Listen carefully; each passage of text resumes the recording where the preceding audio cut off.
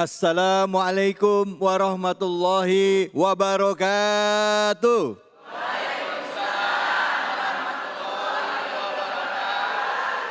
Alhamdulillah, alhamdulillahirabbil alamin. Puja dan puji kita panjatkan atas kehadirat Allah Subhanahu wa taala. Tidak lupa kita berikan salawat dan salam kita kepada junjungan kita Nabi besar Muhammad sallallahu alaihi wasallam beserta keluarganya, sahabat dan umatnya yang setia hingga akhir zaman.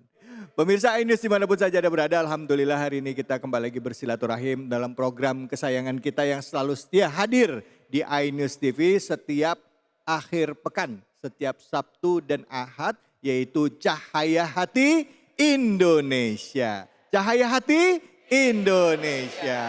Dan seperti biasa juga kami akan menghadirkan tema yang dekat keseharian atau yang sedang viral. Bu, sering lihat media sosial ya Pak, yang lagi rame Pak sekarang. Anak-anak itu dibully sama temennya sendiri. Pernah lihat? Bu, pernah lihat? Rame Pak. Baik itu di lembaga pendidikan, baik pendidikan formal maupun non formal. Kakak kelas ngebully adik kelas. Tapi ada juga adik kelas yang mukulin kakak kelas, ada juga.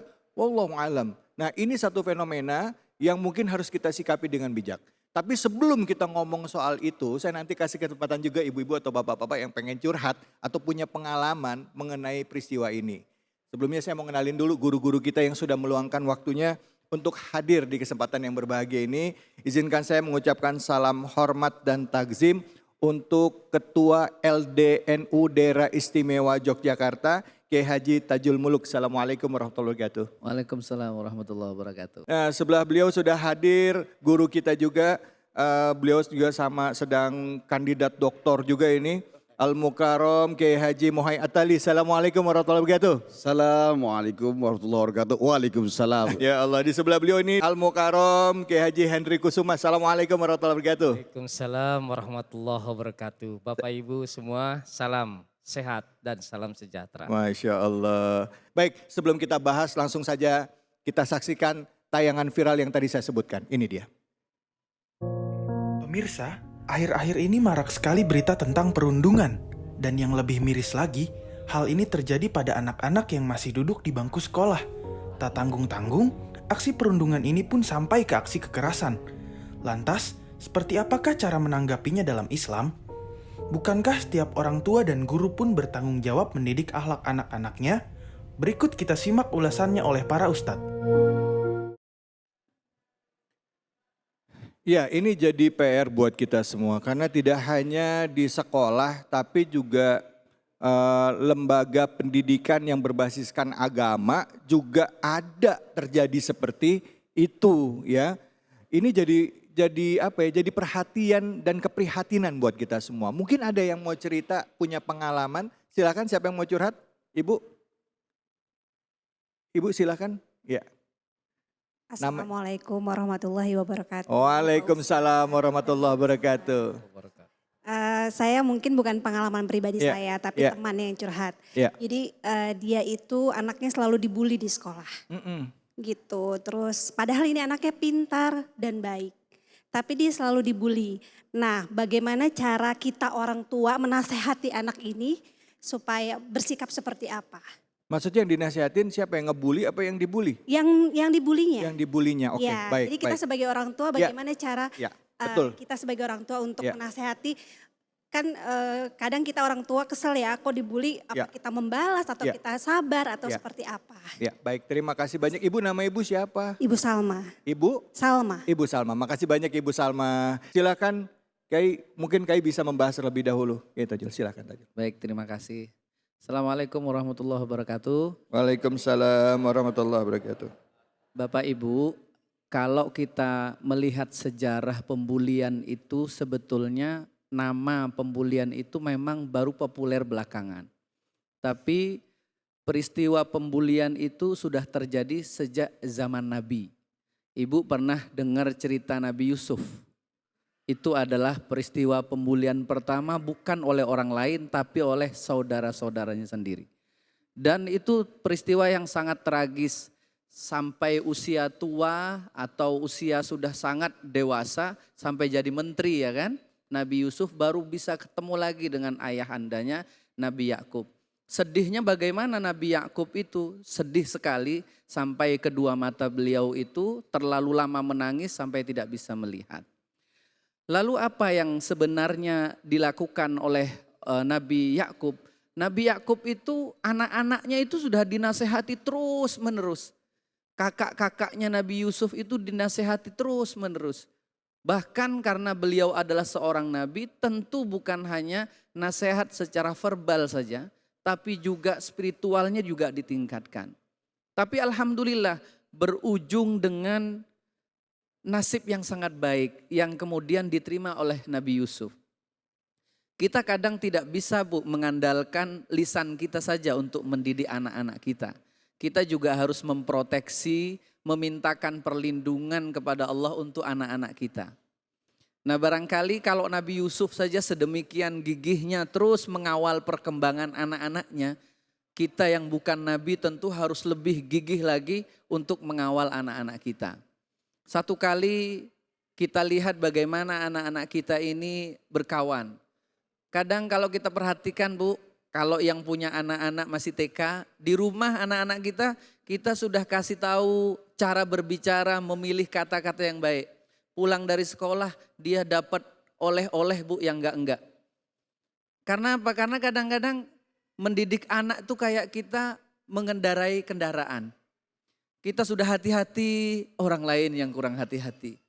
Nah tetapi karena hidup itu ya memang mesti nyenggol kanan, nyenggol kiri. Kita udah lurus, udah ikut marka jalan, udah ikut rambu-rambu, ada orang yang mungkin lengah. Nah itulah yang mungkin harus kita sadari. Bisa jadi kita carikan anak-anak kita ini circle pergaulan yang baik. Kadang kita ada orang tua yang tidak sempat untuk ngasih tahu anaknya, nak cari kawan itu yang begini, yang begini. Nah itu yang harus kita kasih tahu kriteria mencari kawan. Paling tidak mereka atau anak-anak kita ini sudah memilih jalan yang baik dari awal. Kira-kira begitu sehingga anak-anak kita kalau anak kita berada di circle yang baik, anak-anak yang baik, teman-teman yang baik, insya Allah dia akan mendapatkan penjagaan dari kawan-kawan sekitarnya. Mungkin begitu. Terima kasih. Terima kasih banyak Kiai Haji Tajul Muluk. Ustadz Mohai, guruku, mungkin Ustadz juga bisa menjelaskan ya, kalau tadi kan apa yang dilakukan orang tua dengan memilihkan circle. Nah secara psikologisnya Ustadz, anak ini gimana caranya supaya dia nggak menjadi trauma berkelanjutan gitu ya? Nggak mau sekolah dan pindah sekolah, silakan Ustadz Fadil. Oke, bismillahirrahmanirrahim. Assalamualaikum warahmatullahi wabarakatuh. Waalaikumsalam. Hamdan lillah, salatan wa salaman ala rasulillah. Qala Allah Ta'ala, wa innaka la'ala khuluqin azim.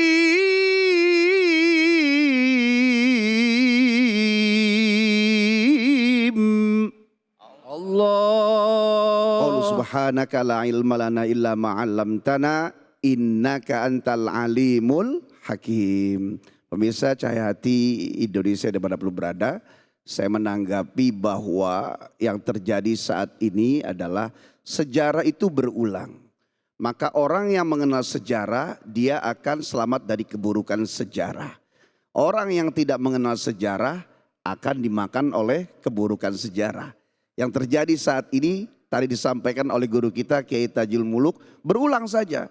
Harusnya kita bisa mengambil hikmah. Maka penyebab latar belakang terjadinya yang sekarang sedang viral adalah ada beberapa. Pertama, pendidikan orang tua, terkhusus ibu. Al-ummu madrasatul ula. Ibu adalah sekolah pertama. Gimana anak, gimana ibu? Ibu yang kasih warna. Ma fil aba fil abna. Apa yang di orang tua ada di anak. Orang tua soleh, insya Allah anaknya juga soleh. Dengan segala ujiannya. Pendidik kedua adalah lingkungan. Maka tadi Kiai bilang circle-nya dipilihkan yang baik. Pendidik ketiga adalah pendidikan formal, non formal, informal. Kita carikan anak kita sesuai dengan pendidikan ketiga. Yang ketiga, dibimbing dalam teknologi. Karena teknologi sekarang ini seperti pisau. Pisau itu dipegang sama tukang sayur buat motong bawang, timun, kol, dan buah-buahan. Tapi pisau dipegang sama penjahat buat begal, bener nggak? Oleh karenanya teknologi yang ada di rumah diawasi. Kemudian yang keempat adalah pengetahuan orang tua kepada cara mendidik anak. Kalau di dalam bahasa Indonesia itu cuma ada tulisan bayi, anak-anak, remaja, dewasa, orang tua. Tapi di Islam itu lengkap. Anak umur 1-2 tahun namanya sobiun. Yang dia harus disusui langsung ke tubuhnya. Anak umur 3 tahun sampai 5 tahun namanya tiflun. Kalau banyak atfalun, makanya raudotul atfal. Anak 6 tahun, 7 tahun ini adalah gilmun. Umur 3 tahun sampai 5 tahun harus dikasih contoh. Umur 6 tahun, 7 tahun nggak usah diajarin. Ibu, bapak berperilaku baik, anak tiru. Makanya the golden age itu umur 6 sampai 7.